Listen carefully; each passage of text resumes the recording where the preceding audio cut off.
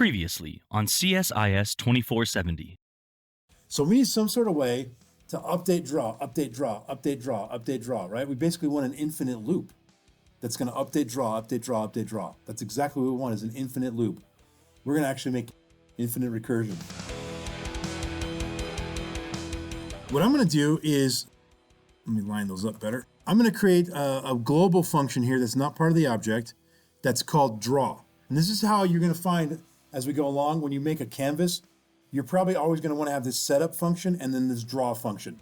The draw function is going to be this loop where it keeps refreshing the canvas, okay? And then the setup function is going to be what we've already seen right here. So now let's make this function called function draw. This is not part of the ball object. I want that function to loop over and over again. All right, I want this to happen over and over and over again. Everybody see what I'm saying there? All right, so I want that to loop infinitely, all right? So I better call it, first of all, right, draw. I'm call the draw function there, all right? So look at this code there. The idea of this draw function here on our JavaScript is we want a function that we're going to loop infinitely, and it's going to keep repainting the canvas over and over again, like refreshing the canvas over and over again, all right? So what we're going to do here is there's a built-in thing that you can call a request animation frame. What this function does is you tell it some function that you want to be the animation function, basically. So I want to tell it that the draw function is the animation function. So let's look at what happens here. If I draw it, if I put draw here, that means call the draw function. What's the draw function going to do? It's going to call this, right? So when I do this, this will actually work, but we're going to have a different problem, okay? Does everybody see what happened though? Well, other than the infinite falling, yeah, that we're going to deal with that too. There's different. It's drawing the ball, the X and Y keeps increasing, and it's just drawing a new ball on top of a new ball, and it's going to go infinitely, okay, forever. So first of all, that doesn't look like a moving ball, right? Because what's happened? We have these transparencies laid on top of each other over and over, and it's going to keep drawing. So every time it draws, I want to clear the canvas, right? So what I can do is draw a rectangle that is exactly the size of the canvas and clear. And there's a function called clear rect, which you can clear out a rectangle the size of however big you want, right? So we're going to do that right here in our animation frame. Before we run the update in the show, we're going to do pencil dot, and this time we can just use pencil because it's a global thing. Pencil dot clear rect, and you want it to start from 0, 0, and you want it to go to the inner width, to the inner, actually we want to go to the canvas, what do we call our canvas? World dot width to the world dot height. Right, that makes sense? So we're going to clear a rectangle starting at 0, 0, top left. That's the size of our world width and height. And so now when we do it, we get a falling ball illusion. Now it's going to fall infinitely. That's no bueno. We can deal with that. Okay? What we're going to do next, so before we move on, we're going to do a new subject here related to all this. Before we move on, do we understand the basic premise of what we just did here? Okay, this is kind of a crash course on how to do all this stuff. But there's a lot of code here, so just real quickly scanning the code. I'm not going to talk through all of it again, but do we understand these 4 lines of code? Yeah? We understand the setup here. It's just initializing our variables. It's creating our canvas. That's what these 3 things are creating. Yeah.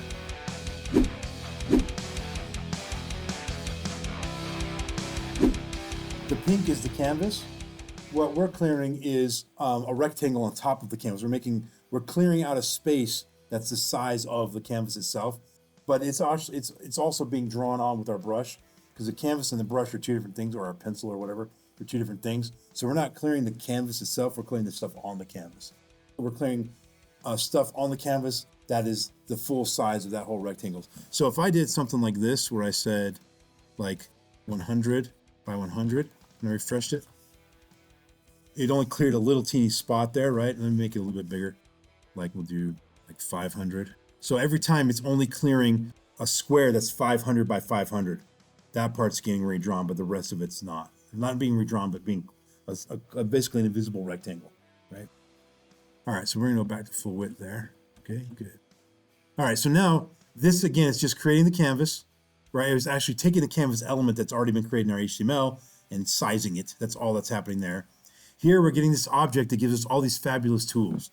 strokes and fills, and we can draw triangles and circles and squares and all kinds of stuff. Here we're making a ball object, which we saw the code below. Here we draw this, and now at the very beginning we call those two, and this is our animation loop.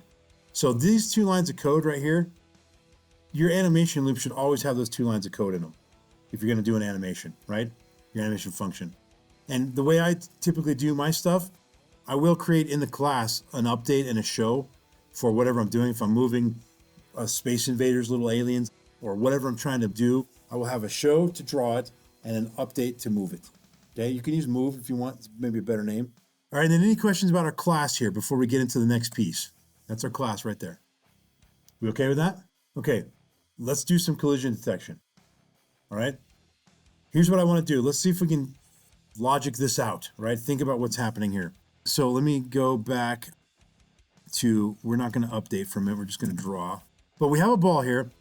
What I want to do is if this ball hits the edge, I want to change its direction, right? Well, remember that the top left corner is x0, y0, right? So if I increase y, that's dropping down. If I increase x, it's moving to the right, which is what we're doing in our update function right here. See that? That makes sense?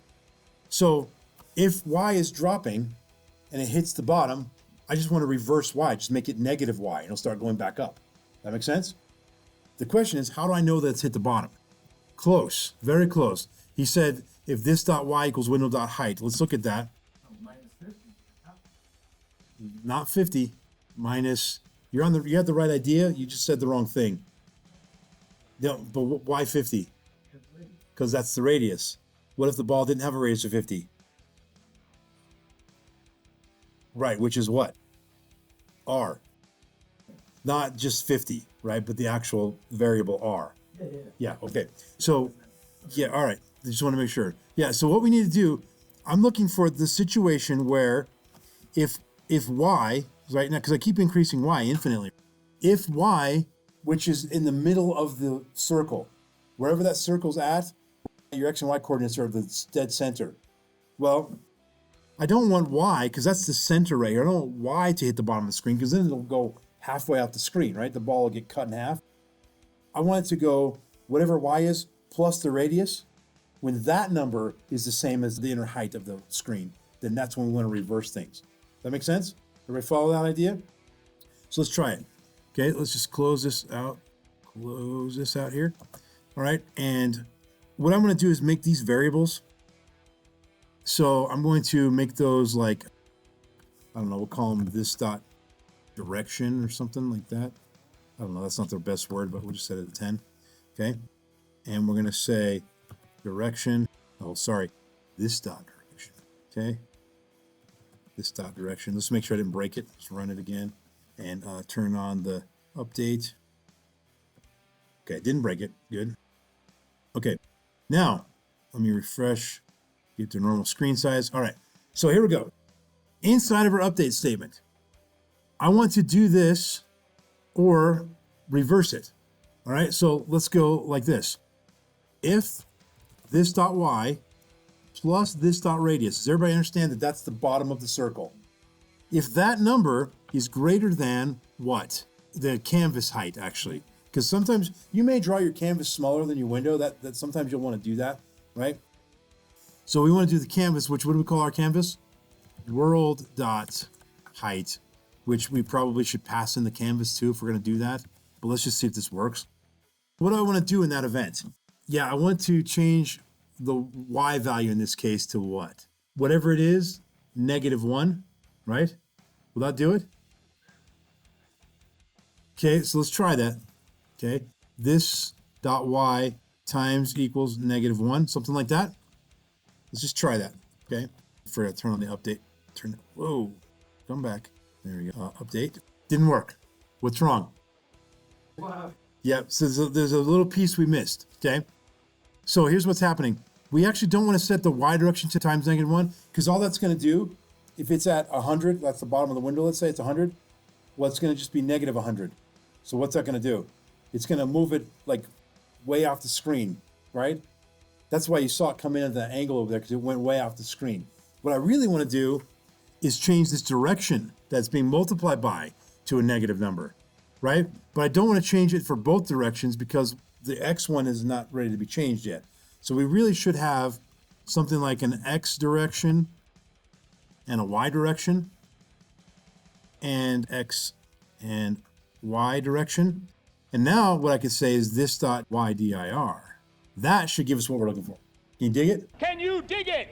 That's just some math stuff right there. That's not a programming thing. I'm going to test it, then we'll come back and look at the code again and see if it worked. And bam, look at that. You see it? We still got some other stuff to check for, but it looks like it's working just fine. Okay. Now, if I took out the radius part of it, let's just make sure we see why that was an issue. You'll see it'll go halfway through the screen before it bounces. See that? I went down halfway, and you can add gravity effects to it mathematically to make it, because right now we have infinite bouncing, right? It's just going to keep going forever. There's no gravity effect on it. We'll learn that another day. But do you understand what just happened here? Why we did this? Does that make sense? Right now, every time we loop through this, Y is added 10 to it. Well, I just changed it to now add negative 10 every time. It's going to add negative 10 every time. Make sense? So now it's going to just subtract 10 and keep going the other way. Do you understand the math? Anybody not clear on that? We good? Okay. Well, there's another condition where we want to do that exact same thing. There's two conditions where we want to do that. I want to do it where the ball hits the top of the screen. I also want to just reverse dy. If I multiply by -1 again, it becomes positive again, right? So in the event that this is true, or this dot y, what? We need to consider the radius. This dot y plus the radius. If that is less than 0, which is the top of the canvas. Did everybody see that? So now, this may not quite work because it's going to angle out of our view, but let's watch it. See if we can get it to go. Yeah, oh, get it, hit it. Oh, man, we're off a little bit. Okay, so this dot y, no, minus radius. Yeah, minus radius. Sorry. Yeah, there we go. Now let's try it again. Watch. Bam. See that? It hit there. Okay, because this dot y is 100 pixels down or whatever. We want to go the radius distance. That's the top of the circle. When we get that top of the circle, we want that number. When that hits the top, then we want to reverse it, right? Does everybody understand that code? We do the exact same thing with the x variable, right? Just this dot x plus the radius, the width, and this dot x, that's the same, sorry, and x direction. Exact same code, same idea, right? So now let's see what we get. And it bounces, and it'll bounce in that corner, bouncing, and now it's going to bounce forever inside of here. Okay? Does that look like it's going off the screen still? Watch when it hits right now at the top. Didn't it look like it went off for a second? Didn't that look a little weird? It's not doing it other times, so it just might be an illusion, maybe. Not sure. But now it's bouncing forever. Okay, so the basic idea here, there's really only two things at play. There's a canvas, which again, think of it like a painter, like an artist, like Bob Ross with his white canvas, with his liquid white. First thing we always do is cover the entire canvas with a thin, even coat of the liquid white. And then he gets out all of his paintbrushes. Well, our canvas is literally the tag. Bam, right there. Our paintbrush, close this one out. Our paintbrush, we basically invented it, we called it a pencil, but we invented it right here, and we assigned it this object. Again, that object has all these methods and properties, and you can look them up on W3 Schools if you want. But we've used some of them now. We use some right here to create a fill style and to create an arc, which we made into a circle, and to fill that arc, right? Using that fill style. Okay? Yeah. There is, you can do 3D, right? But it changes everything on here. Just putting a 3 there will break everything, right? Because you'll need to pass in the Z or index, and there's a whole bunch of other functions you got to use. Yeah, there's a lot of cool stuff you can do with that. And so you don't make circles, you make spheres. All right, so the other big picture here, this is how I do mine. You don't have to do this, but this is how I prefer to do it. I always, in my main chunk of code, will create a setup function and a draw function, right? You can call those whatever you want. I just like those terms. The draw function will be your animated loop that loops over and over and over again. And your setup function will be the stuff that just runs whenever you refresh the page, just at one time. All right. Okay, let's play around a little bit. We've got 8 minutes. Let's add a couple little cool things to this. One thing, why don't we make a random color? All right. So this is going to be messy, right? Just kick back and watch for a minute because you guys will understand this totally. So right here in this value, I can pass in an RGBA. Let's just do an RGB, right? Of 100, 230. I don't know what color that's going to be. Any guesses? It's going to be like a orange. I don't know. Oh, it's a light lime green. Okay. All right. But let's make these random numbers. So inside of our class, we could make it to where we pass in the color if we want. Lots of different things. Let's just make the class choose the color, right? So I'm going to do this dot red is equal to, ready for this mess here, math dot floor, math dot random times 255, which is the maximum number of colors you can choose. And I think that's all, right? We're going to do that for green and blue, RGB, right? So this dot color is going to be equal to RGB parenthesis plus this dot red plus comma this dot green. Everybody follow what I'm doing here? Plus comma plus this dot blue plus parenthesis semicolon, right? There's my color. That's a random color. Let's just stick that down here. And this, we're just going to replace that with this dot color. And now there's a dark green, there's a lime green, there's a blue, a pink, lots of different colors. Let's have a little fun. Now that we've built our class, we've built all the functionality on it, let's make an array of balls, right? So I have all these balls all over the place, right? Okay. Now, well, let's start there. Let's quickly, I'm going to say, let balls equal an array, okay? And then we're going to do in our setup here, we'll do a for loop, I equals 0, I is less than what? I don't know, 100 balls, I plus plus. And then we're just going to balls dot push new ball. Now they're all going to be the same size and start at the same point at the moment because we have to put in one set value because we're doing it in a loop. So maybe we can figure out a way to put some random values in there. But let's just do this real quick. 100, comma 100. Actually, this is going to look hideous if we do this. So what we'll do here, let's just fix this in my loop real quick. Let's make these random as well. Okay. So that's going to be math dot floor, math dot random times, I don't know, 100. And we'll do the same thing. Do I have enough parentheses here? There we go. You guys follow what I'm doing there? Okay. I think I have too many parentheses. I'm going to pull that out because that's getting messy. We're just going to go let x equal that and let y equal that same thing, right? And we'll just do x comma y. Dig what I'm doing there? Can you dig it?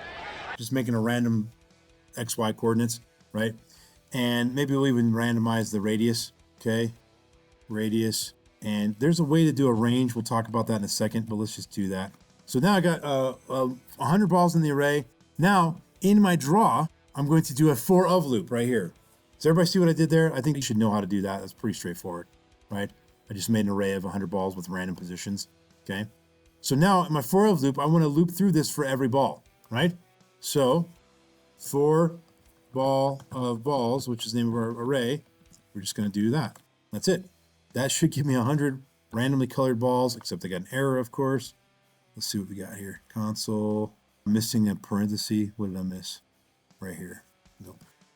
Yeah, one more, dude. I missed 2 parentheses. All right, now look, this is going to error over and over again.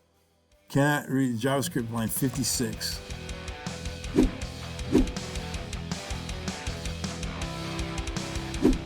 Oh, I didn't need to. That was an accident. Good catch. There we go. That's what's going on there. All right, now we got line 56 still. See what we got here. This may be a problem that we're passing in that pencil every time. Let's just look at this, make sure that that pencil is even available to us. And it is not available to us just yet. Right? You see why? Yeah. Yep. So we just got a little bit of a scope error. That's no big deal. So we're going to move all this crap up here before that in the setup, right? Because I'm trying to pass pencil right here. Doesn't exist yet. All right. That should solve the problem. There we go. Oh, gosh. All right. So the reason they're clustered like that is because I'm not giving a broad enough scope in my range. So I want to actually do a range. It does look kind of cool, yeah. And it starts to spread out a little bit. Now, why they're getting stuck on the side is because I'm allowing them to generate at their X and Y position at 0, which means their radius, like they're dead center on the edge of the window. So the window's here and they're like this, right? So we need to fix that problem, which we have no time to fix. But let me just tell you how to clear this up real quick. If I want to do a range, remember this formula. I want to do this times, I'm going to type words here for a minute and then we'll fix it. Minimum, yeah, I'll do min, that whole thing plus min. Make sure I got my parentheses and everything correct here. And then that, I need another parenthesis right there, and that should fix that. Okay, so what I want there, I want the maximum to be like 100, the minimum to be like 50, and then the minimum to be 50, 50, and the maximum here to be 50, the minimum to be like 25, 25. That formula is on the video, so you can rewatch that piece right there if you want to. That should solve most of our problem, except I got another error, of course. Console, we're out of time to 16, unexpected token. Oh yeah, I do. Yeah, that should be good. Yeah, there's still something wrong with my formula there. That's this. Let's see if that'll fix it. If not, we'll fix it later. Not quite yet. At least they're not stuck. Yeah. Oh, you're right. It is a small range. That's right. I did a small range. So if I want to do a little bit bigger range, like 10 to 10, and maybe like, I'd probably want to make this X the window, the canvas world dot width minus the radius, right? Minus radius, which I don't know what the radius is because it's random. Follow me? So I'm going to put this here, right, real quick, minus the radius. And then we're going to do the same thing here. World dot height minus the radius. That should give us what we want. Yeah, there we go. Alrighty, folks, we interrupt your bouncing ball enjoyment to bring you an announcement. I've goofed up on the math a little bit, and you can actually see what's happening here. Notice at the bottom here, you got these little dudes that are stuck on the very bottom. And if I refresh it, you still are going to get some on the bottom. So what's happening here, let's see if I can sort of draw a little circle here to show this problem. Let's see if I can make an oval right here. Yeah. So I'm going to try my best to draw a circle here. And that's not going to be perfect, but that's roughly a circle I'm drawing at right now. So if you look at this, the distance from the edge of the screen, which is right here, to the radius, that distance is right where my little pencil thing's pointing. That is the X and Y coordinate, right? And so when I'm generating in my code where I'm going to position the X and Y, I want at the smallest number to be right here, which will be exactly 0 plus the radius, right? It'll be 0 plus the radius. So in other words, just the radius. So that distance right here, and we're going to have the same kind of thing on the edges of the screen here. So let's just try to see if I can draw some more circles here, right here, right? So it's not quite a perfect circle. We'll draw another guy down here so we can sort of see this in action here. All right, and then one over here somewhere. All right, so that's not a good one, but let's try one that's closer. So ignore that last one there. That's close enough. All right, I really want to get it right against the edge, but it's kind of tricky to draw that. So here's the idea. I want my random number range to go from radius all the way down to height minus radius, which means that where can that ball be spawned? It can only be spawned from this point, all the way across here, but no closer to the edge than right there, right? Whatever the radius is going to be. So when the full radius comes in, the closest that ball can ever get is right up against the edge. So it's going to go from radius all the way to height minus radius, because the height is here. We subtract out the radius, and that means that the most of that y coordinate could ever be is right there where my pencil is. Same thing going from left to right. We don't want to go 0 because 0 is the edge of the screen. So if I allowed my x coordinate to be here, then I can have a ball being generated off the screen halfway. So we want to go from 0 plus the radius, which is just the radius, right? So from radius all the way to the width minus the radius, right? So the width is, let's say it's 1200 pixels and the radius is 50. So we're going to go to 1150. That's the maximum. So it should go from both ends, from radius to something, and then from radius to something. Well, the radius to width minus radius, and the radius to height minus radius, right? So those are our min and max values. So let's turn all this stuff off here and get back into the code. And so again, let's just make a little note here in my code. The min for the height or width will actually be 0 plus radius, right? That's what we decided by looking at the screen there. So that's going to be the minimum place at the top and the minimum place on the left. And then the maximum for a width, anyway, the maximum width will be all the way to the width minus the radius, right? And then the maximum height, max height will be height minus the radius, right? So we had the right idea. We're close here. We were just a little bit off because I had these hard numbers here. So the idea would be the width minus the radius, which we did. That is our max. Remember, the formula is max minus min plus min. So first of all, this number and this number should be the same. Well, we just happen to know that in this case, what is our min? Is 0 plus radius, which is just radius. If I just put those numbers there, radius, that will actually solve the problem. So let me refresh it and prove to you that it does. And now you no longer have these guys stuck on the bottom there. So no matter how many times I refresh it, nobody gets stuck on the edges or on the bottom, okay? Now, let's just make sure I'll just put a note for this formula here. When you're doing a random, so this is the random formula if you want to do a range, it's math.random times the maximum, which is like a variable, minus the minimum. So this whole thing right here, that whole thing in parentheses, plus min. So that's the formula right there. That's basically this here. I was flooring the whole thing as well, but that is the whole thing right there, okay? So if you want to floor it so that we don't end up with any decimal points, which is not a bad idea, just avoid dealing with that, that's fine. We can go stick that in there as well. And so this is our new formula right here, okay? So in this particular case, you can see that the max width is equal to 0 plus radius, as I demonstrated by drawing those light blue ovals. And the min height is also radius. And by min, I should say this is not min width, but this is min x, and this is min y, and this is the max x and the max y. That's probably a better way to look at that, okay? And so what we're trying to figure out here is what is the range that I can generate my x value? Well, it's going to be from radius to width minus radius. And so if we want to do a max min kind of operation on a random, we have to do this little formula right here, and that will give us a range from whatever our minimum is to whatever our maximum is. So hopefully I didn't beat a dead horse there.